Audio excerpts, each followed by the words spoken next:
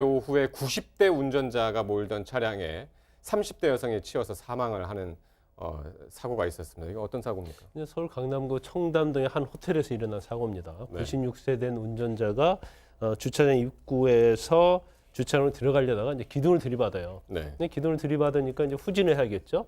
근데 후진을 하는 과정에서 뒷차를 또 들여봤습니다. 예. 그리고 계속적으로 후진을 진행해서 결국 지나가는 행인을 치여서 이제 사망에 이르렀는데 예. 이분이 96세인데 96세요. 근데 음주운전 한 것도 아니었고 네. 또 적성 검사도 받은 상태였어요. 그래서 네. 아마 후진을 하는데 아마 인지 능력이 좀 떨어져서 브레이크를 밟으면서 이제 뒤로 천천히 네. 주행을 해야 하잖아요. 근데 아마 엑셀레이터를 밟은 걸로 보입니다. 그래서 그로 인해서 뒤로 계속 후진하다가 이런 대형 사고가 난 것으로 보여요. 근데 이번이 처음이 아니라 이제 고령 운전자 사고, 네. 교통사고가 이제 해마다 지금 증가하고 있는 추세잖아요. 그러니까 이제 교통사고가 전체적으로 좀 줄어들고 있는 건 사실이거든요.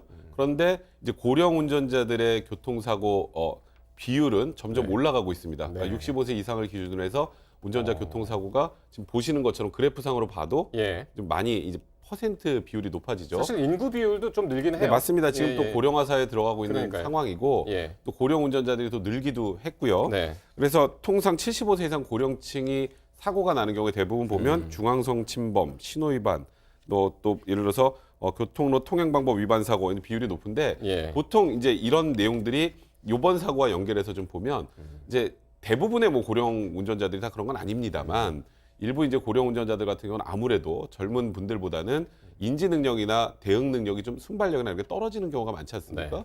근데 그러다 보니까 사고가 발생해도 제대로 대응하지 못해서 사망 사고 비율도 자꾸 올라간단 말이죠. 예. 이제 그러니까 이 계속 이제 고령 운전자들의 교통사고 비율이 올라가고 있는 상황이기 때문에 이에 대한 이제 대책이 좀 필요하다 이런 얘기가 많이 나오고 있는 상황입니다. 고령 운전 위험성이 이렇게 제기가 되면서 택시 운전은 그럼 안전한가라는 얘기가 나오는데요. 고령의 택시 운전자도 많이 늘었죠.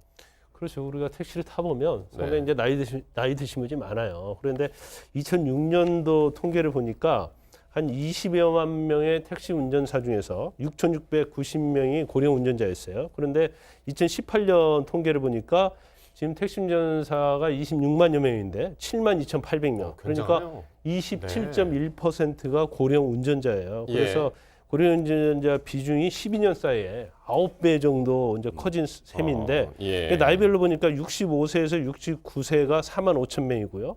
70대가 2만 6천 명, 80대가 533명, 또 90세에서 92세도 예? 90대가 있어요. 예, 237명이나 됩니다. 물론 뭐 나이가 있다고 해서 모두 인지 능력이 떨어지고 그런 건 아니지만 네. 여러 가지 뭐 어떤 시력이랄지 예. 아니면 어떤 돌발 사고가 발생했을 때 이제 대처 능력 그런 것들은 이제 통계로 보면 상당히 떨어진다고 나와 있거든요. 네. 그래서 이 사고도 보니까 그 주행 거리에서 연간 총 사고 건수를 나눈 게 주행 거리 이제 대비 사고 건수인데 만 65세 이상 고령 택시 기사가 0.988이에요. 네. 근데 그 미만인 비고령 개인 택시 기사는 0.65예요. 그러니까 네. 한 30% 가까이 차이가 난다고 볼 수 있는 거죠. 그렇군요.